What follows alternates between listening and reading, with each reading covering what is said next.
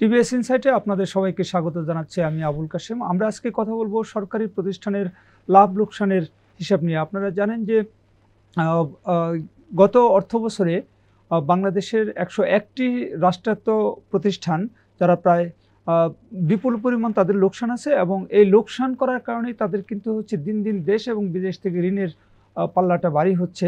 এবং এই 101টা প্রতিষ্ঠান 6 লাখ কোটি টাকা ঋণ নিয়েছে।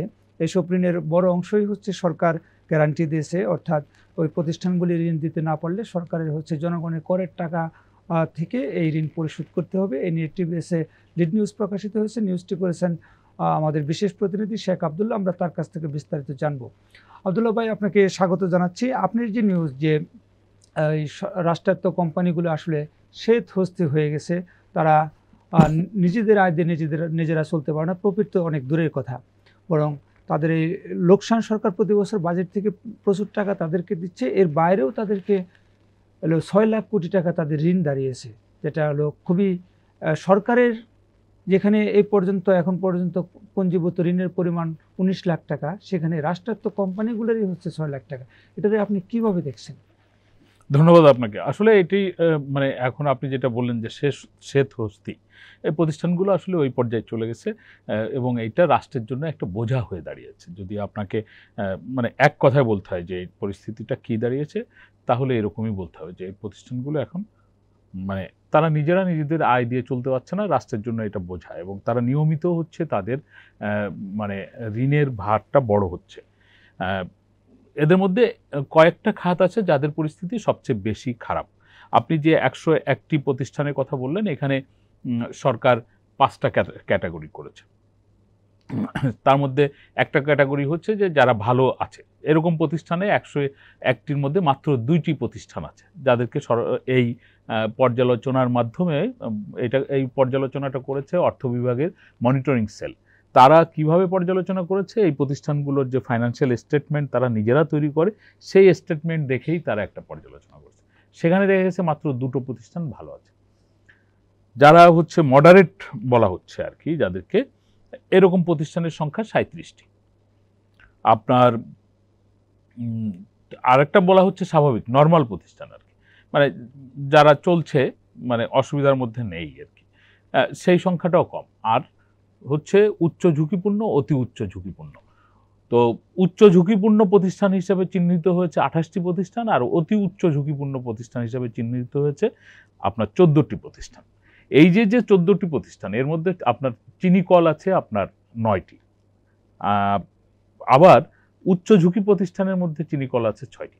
মানে আমাদের চিনি শিল্প ও খাদ্য কর্পোরেশনের অধীনে বর্তমানে যে চিনি কলগুলো আছে, এরা সবাই খুব ঝুঁকিপূর্ণ অবস্থার মধ্যে পড়েছে। এদের পরিস্থিতি এমন হয়েছে যে তারা নিজেরাই হচ্ছে বলেছে যে তাদের যে উৎপাদন খরচ, সেই উৎপাদন খরচের 60 থেকে 80% হচ্ছে ঋণের সুদের কারণে তাদের উৎপাদন খরচ হচ্ছে এরকম। মানে তাদের যদি কোনো প্রোডাক্টের উৎপাদন খরচ হয়, তারা চিনি উৎপাদন করে, চিনি উৎপাদনের খরচ যদি 1 কেজি চিনির দাম যদি 100 টাকা হয়, তাহলে সেখানে কিন্তু তারা যে আখ কেনে, সেটা মাড়াই করে বা অন্যান্য যে সমস্ত খরচের পিছনে হয়, সেজন্য খরচ হয় হয়তো 20 টাকা। আর তারা যে ঋণ নিয়ে ফেলেছে, সেই ঋণের সুদের কারণে ওইখানে গিয়ে আর 80 টাকা যোগ হয়ে এটা। এখানে আপনাকে একটু আমি থামাতে চাই যে চিনি কলগুলির ঋণের পরিমাণ প্রায় আমাদের দেশের ব্যাংক থেকেই প্রায় 10,000 কোটি টাকার মতো, এবং ওদের 1 কেজি চিনি উৎপাদনের খরচ হয় কিন্তু প্রায় 350 টাকা। এই ঋণের সুদ হিসাব করলে 350 টাকা, বাজারে 120 টাকা চিনির দাম।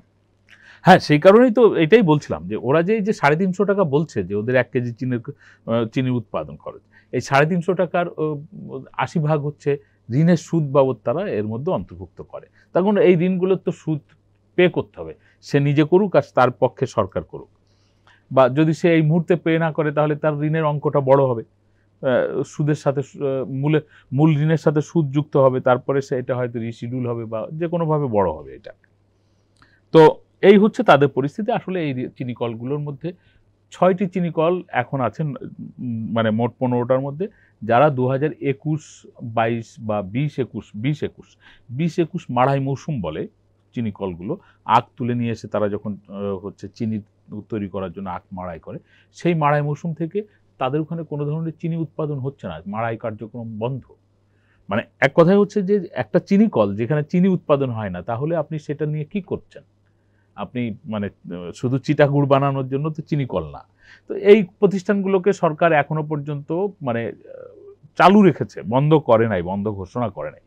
বিশেষজ্ঞরা বলছে যে আসলে এই ধরনের প্রতিষ্ঠান পুষে রাখার কোনো মানে নেই, এগুলো বন্ধ ঘোষণা করা উচিত। এবং এখানে যদি কোনো কর্মী থাকে তাদেরকে সরকারের নিয়ম অনুযায়ী যে ধরনের বেনিফিট দেওয়া দরকার এগুলো দিয়ে একবারে আপনার মানে ক্ষত থেকে বা এই পচা ক্ষত আপনাকে আস্তে আস্তে বড় হবে, আপনি ছোট বা নিয়ন্ত্রণে রাখতে পারবেন না।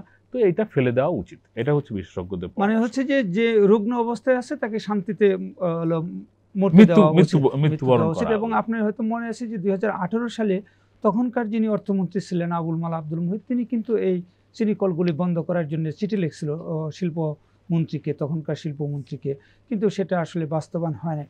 এখন এই যে যে আপনি বললেন যে দুইটা প্রতিষ্ঠান বেশ ভালো আছে, আমরা দেখছি যে সরকারের যে প্রতিষ্ঠানগুলি একচেটিয়া বিজনেস করে, মানে যে খাতে প্রাইভেট সেক্টরের কোনো কোম্পানি নাই বা সরকার আইন দ্বারা শুধু তারাই ব্যবসা করতে পারবে, সেই ধরনের কোম্পানিগুলি ভালো প্রফিট করে।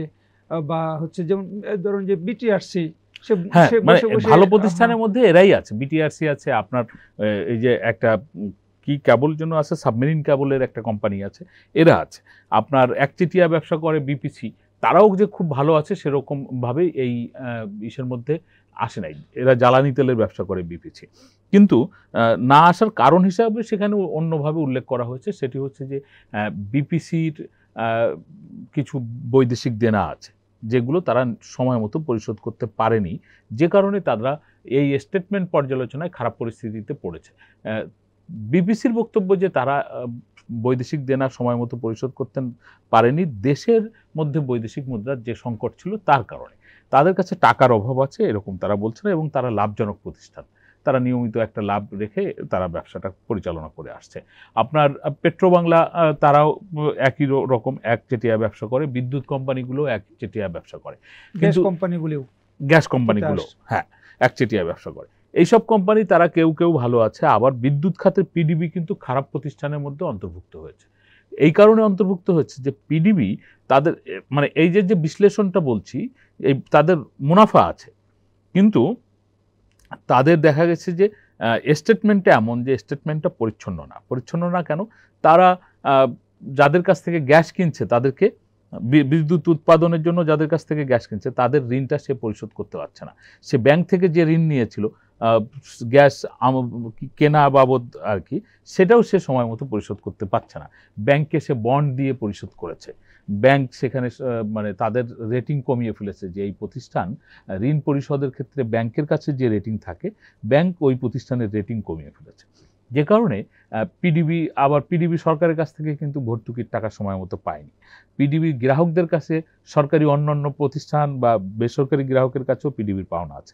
এই যে যে ব্যালেন্স শিটে তাদের একটা মানে পরিস্থিতি, যেখানে সব জায়গায় একটা ব্র্যাকেটবন্দি পরিস্থিতি রয়েছে তাদের, যে কারণে তাদেরকে আসলে একটা ব্যাড ক্যাটাগরির মন্দ খাতের প্রতিষ্ঠান হিসাবে চিহ্নিত করা হচ্ছে।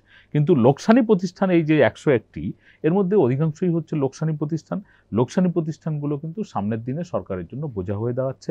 আমরা এই রিপোর্টের মধ্যে দেখেছি ইতিমধ্যে 22টি প্রতিষ্ঠান, এই 101টার মধ্যে 22টি প্রতিষ্ঠান আছে যারা ঋণের কিস্তি পরিশোধ নিজেরা করতে পারছে না, সরকারের কাছ থেকে কিস্তি পরিশোধের জন্য সময় চাচ্ছে যে আমাদেরকে বাড়তি সময় দেওয়া হোক। কেউ কেউ বলছে যে ঋণের টেনুর বাড়িয়ে দিতে, যে সে হয়তো 5 বছর মেয়াদে ঋণটা নিয়েছিল, সে চাচ্ছে যে তাকে এটা 7 বছর করে দেওয়া হোক, যাতে সে দীর্ঘ সময় ধরে পরিশোধ করতে পারে। এইরকম 22টি প্রতিষ্ঠানের ক্ষেত্রে ঘটেছে। তো এইখানে সরকারের বা অর্থ বিভাগের কিছু সুপারিশ রয়েছে এইসব প্রতিষ্ঠানগুলোকে নিয়ে।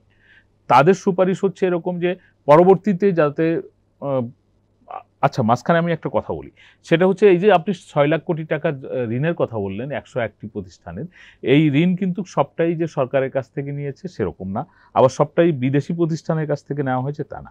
সরকার, বিদেশি প্রতিষ্ঠান, দেশের ব্যাংক, আর্থিক প্রতিষ্ঠান এবং ওইসব প্রতিষ্ঠানের যে সিস্টার কনসার্ন আছে তাদের কাছ থেকে তাদের ঋণ নেওয়া আছে।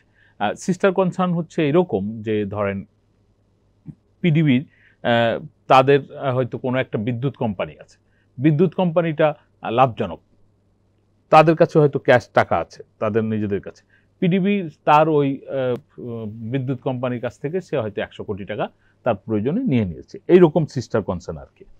তো অর্থ বিভাগ বলেছে, বা যারা এই পর্যালোচনাটা করেছেন তারা সুপারিশ করেছে যে পরবর্তীতে এইসব কোম্পানিগুলোর মধ্যে প্রায় 80% কোম্পানির ক্ষেত্রেই তারা বলেছে যে তাদেরকে ঋণের বিপরীতে সরকার গ্যারান্টি দেওয়ার ব্যাপারে যাতে সরকার সতর্ক থাকে।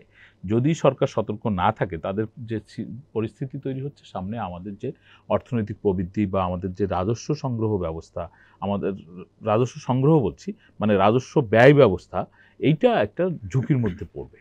এখানে আমার একটা প্রশ্ন যে ধরেন যে চিনি কলগুলি সরকার বন্ধ করছে না, আবার তাদের বেতন ভাতার জন্য যদি হচ্ছে এই ঋণের গ্যারান্টারও না হয় বা বাজেট থেকে যদি বরাদ্দও না দেয়, তো তাহলে তাহলে কি অবস্থা দাঁড়াবে এইসব প্রতিষ্ঠানের? হ্যাঁ, তো সে তো অর্থ অবশ্যই। বিভাগ এই বিষয়ে কোনো কিছু বলছে কিনা? আমি সুপারিশগুলো দেখেছি, সেইখানে আমি যেটা দেখলাম সেটা হচ্ছে এরকম যে প্রতিষ্ঠানগুলোর কোনো প্রতিষ্ঠান আসলে রাখা হবে কিনা সেটা অধিকতর পর্যালোচনার জন্য তারা বলেছে। তারা নিজেরা সরাসরি বলে নাই যে এই প্রতিষ্ঠানটাকে আপনি বন্ধ করে দিন। তারা বলেছে এই প্রতিষ্ঠানগুলোকে চালু রাখার প্রয়োজন আছে কিনা তার অধিকতর পর্যালোচনা দাবি রাখে, এরকম টাইপের শব্দ তারা ব্যবহার করেছে। এর অর্থ হচ্ছে ওনারা মনে করেন যে এই প্রতিষ্ঠানগুলোকে আরও গভীরভাবে পর্যালোচনা করে দেখা উচিত যে তারা রাষ্ট্রের জন্য প্রয়োজন কিনা, বা তাদের নিজেরা মানে সামনের দিনগুলোতে টিকে থাকার মতন সক্ষম অবস্থায় আছে কিনা, এটা যাতে একেবারে মানে যাচাই বাছাই করে বোঝা যায় যে হ্যাঁ সে টিকতে পারবে, তাহলে হয়তো থাকলো, আর যদি সে টিকতে না পারে তাহলে হয়তো সেই ক্ষেত্রে সরকার কোনো সিদ্ধান্ত নেবে। মানে এই রিপোর্টের মধ্যে কোনো প্রতিষ্ঠান বন্ধ করে দেওয়া এরকম কোনো কথা তারা পরিষ্কার করে বলে নাই। ধন্যবাদ আপনাকে। প্রিয় দর্শক, আমরা শেখ আবদুল্লাহর কাছ থেকে বিস্তারিত জানলাম যে আসলে এটা এই স্টাডিটা করেছেন অর্থ মন্ত্রণালয়ের কর্মকর্তারা। তারা আসলে একটা প্রতিষ্ঠান সরকার বন্ধ করবে কি চালু রাখবে বা ভর্তুকি দিয়ে রাখবে কিনা, এটা আসলে সরকারের একটা রাজনৈতিক সিদ্ধান্ত। সেই কারণেই হয়তো কর্মকর্তারা ওই সিদ্ধান্তে যান নাই। এটা সরকারের নীতি নির্ধারকরা নিশ্চয়ই বিবেচনা করে দেখবেন। এখন কিন্তু একটা ইন্টারিম গভর্নমেন্ট আছে, তারা চাইলে, যেহেতু তাদের কোনো রাজনৈতিক অভিলাষ নাই, তারা চাইলে কিন্তু যে কোনো কঠোর সিদ্ধান্ত নিতে পারে। নির্বাচিত সরকারের সময় এ ধরনের সিদ্ধান্ত নেওয়া অনেকটা কঠিন, যে কারণ কিছু লোকের চাকরি যাবে, তারা যদিও বেনিফিট পাবে তবু তো তাদের চাকরি যাবে, সরকার ওই সিদ্ধান্তগুলো নিতে চায় না। তারপরে গত আওয়ামী লীগ সরকার কিন্তু অনেকটা যে এই ধরনের বড় ধরনের লোকসানি প্রতিষ্ঠান পাটকলগুলিকে কিন্তু বন্ধ করে দিয়েছে। আশা করি যে সরকার তার কোম্পানিগুলি আরও বিস্তারিত মূল্যায়ন করে এই যে বছর বছর জনগণের কাছ থেকে করের টাকা নিয়ে সেখানে ডালার পরিবর্তে কি করা যায় সেটা বিবেচনা করবে। আমাদের শো ভালো লাগলে আপনারা লাইক করবেন, শেয়ার করবেন। সবাইকে ধন্যবাদ।